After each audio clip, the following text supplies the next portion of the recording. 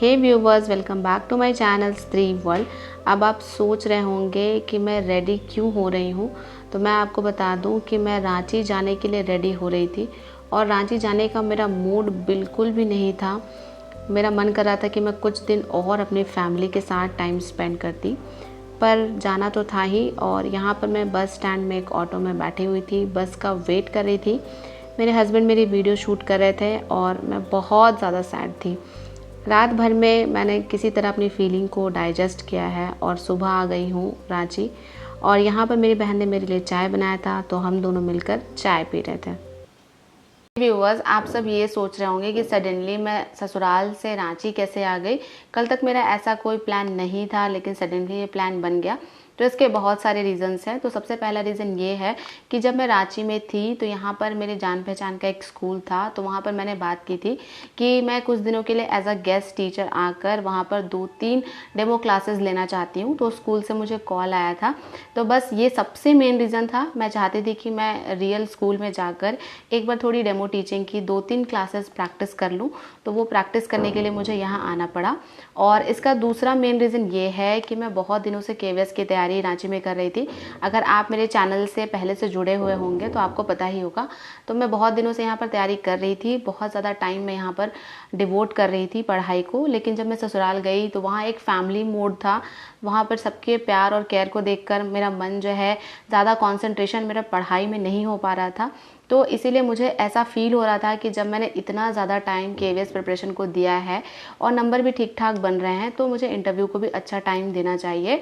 क्योंकि सारे टीचर्स कह रहे हैं कि इंटरव्यू एक ऐसी चीज़ है जो हमें सिलेक्शन तक पहुंचा सकती है अगर हम इंटरव्यू में अच्छा परफॉर्म करते हैं। तो मैंने सोचा कि ये फेज़ जो इंटरव्यू का है ये भी मेरे लिए बहुत ज़्यादा इंपॉर्टेंट है। तो इसकी जितनी इम्पॉर्टेंस है मुझे उतना टाइम इसे ज़रूर डिवोट करना चाहिए। और ज़्यादा टाइम तो है नहीं, इंटरव्यू में लगभग 1 मंथ का टाइम है। तो मैंने सोचा कि जब इतना टाइम डिवोट किया है केवीएस के लिए, तो थोड़ा और टाइम इंटरव्यू के लिए भी डिवोट कर देती हूँ।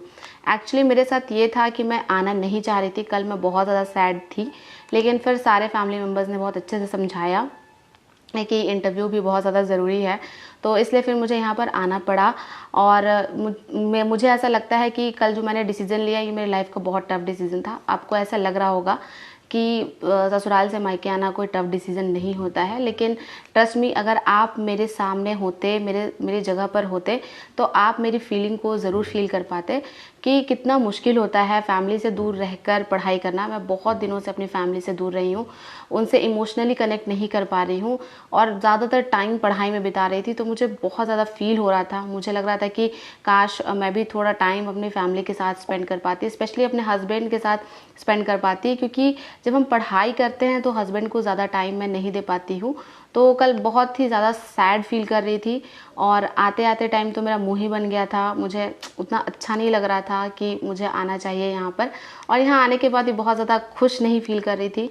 लेकिन फिर यहाँ पर अपनी बहन से मिली तो थोड़ा मेरा मूड जो है वो ठीक हो गया है अभी फ़िलहाल। तो इसलिए आपके लिए वीडियो शूट कर रही हूँ।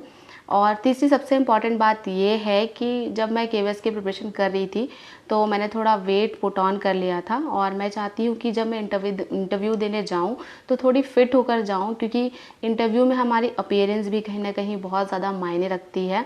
तो बस आज से मैं अपनी फ़िटनेस जर्नी जो है वो स्टार्ट करने वाली हूँ सीरियसली।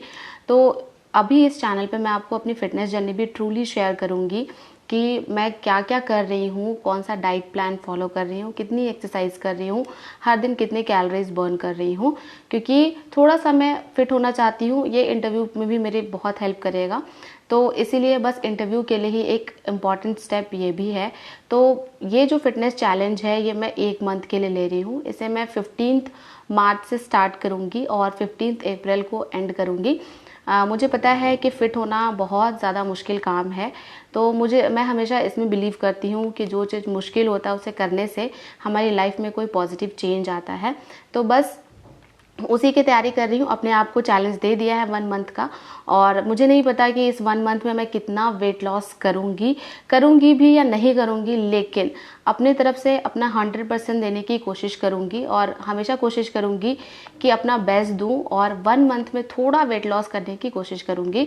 तो आप में से कितने लोग मेरे साथ तैयार है वेट लॉस करने के लिए, मुझे कमेंट बॉक्स में ज़रूर बताइएगा। और अगर मैं बात करूँ वेट लॉस की, तो इस जर्नी की शुरुआत मैंने आज से ही कर दी है।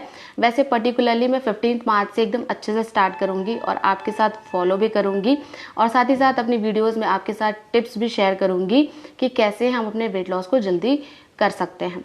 तो आज से ही मैंने शुरुआत कर दी है, और आज मैंने मंगाया है ये वेइंग स्केल, और इस पे मैं आपको अभी वेट करके दिखाऊंगी कि एग्जैक्टली मेरा अभी कितना वेट है, और 1 मंथ के बाद भी आपको बताऊंगी कि 1 मंथ के बाद मैंने कितना वेट लॉस किया है। तो चलिए अभी मैं आपको वेट करके दिखा देती हूँ कि अभी मैं कितने केजी की हूँ।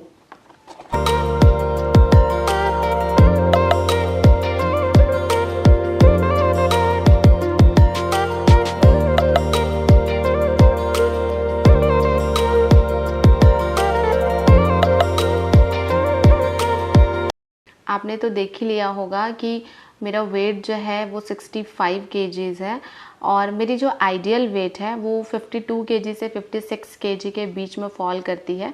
और लास्ट ईयर जब मेरी शादी हुई थी 2022 में, तब मैं 55 केजी की थी, और पूरे 1 साल में मैंने 10 केजी वेट जो है वो पुट ऑन किया है। और सबसे ज़्यादा वेट तो मुझे लगता है कि इस KVS प्रिपरेशन के दौरान मैंने पुट ऑन किया है, क्योंकि इस टाइम पे मेरी एक्टिविटी बहुत कम हो गई थी, ज़्यादातर बेड पर बैठकर पढ़ाई करना होता था, और वैसे कुछ खास एक्टिविटी मैं करती नहीं थी।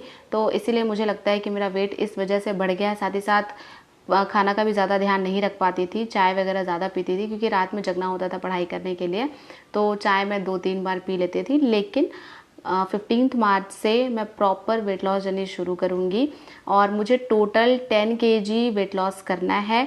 और मुझे पता है कि 10 केजी लूज़ करना कुछ ईजी नहीं होता, इतना ईजी नहीं होता।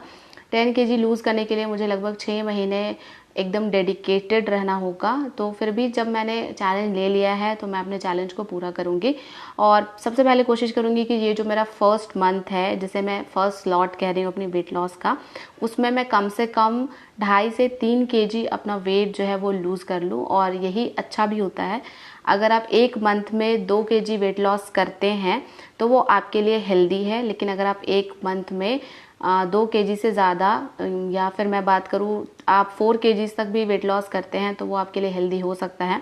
लेकिन अगर आप 1 मंथ में 4 केजी से ज़्यादा वेट लूज़ कर रहे हैं, तो वो आपके लिए कहीं ना कहीं अनहेल्दी होगा। तो इसीलिए मुझे अपना वेट लॉस जो है वो हेल्दी तरीके से करना है, तो मैं एकदम हेल्दी रहकर अच्छे से वेट लॉस करूँगी। तो फर्स्ट मंथ का टारगेट ये है कि 15 अप्रैल तक कम से कम 2 से 3 केजी वेट मेरा कम हो जाए। तो देखते हैं कि मैं इस टारगेट को अचीव कर पाती भी हूँ या नहीं। वैसे मैं जो चैलेंजेस लेती हूँ उनको मैं बहुत ट्रूली फॉलो करती हूँ, और आपके साथ भी बहुत ट्रूली शेयर करती हूँ। तो अगर आप सभी एक्साइटेड हैं मेरे साथ वेट लॉस जर्नी के लिए, तो मुझे कमेंट करके ज़रूर बताइएगा, और मैं हर दिन का अपडेट आपको देती रहूँगी, या मैं शॉर्ट्स के माध्यम से या मैं वीडियो के माध्यम से आपको बताती रहूँगी कि एक दिन में मैंने कितना खाया है, कितनी कैलोरी बर्न की है, और क्या क्या सेक्रीफाइसेस किए हैं। तो मेरे चैनल पर बने रहिए। नेक्स्ट जो व्लॉग आएगा उसमें आपको बहुत कुछ देखने को मिलेगा। KVS इंटरव्यू प्रिपरेशन के साथ साथ मेरी वेट लॉस जर्नी भी साथ साथ चलेगी। तो इसी तरह के वीडियोज़ के लिए मेरे चैनल को सब्सक्राइब कर दीजिए। वीडियो पसंद आई हो तो वीडियो को लाइक कर दीजिए। मिलते हैं नेक्स्ट वीडियो में।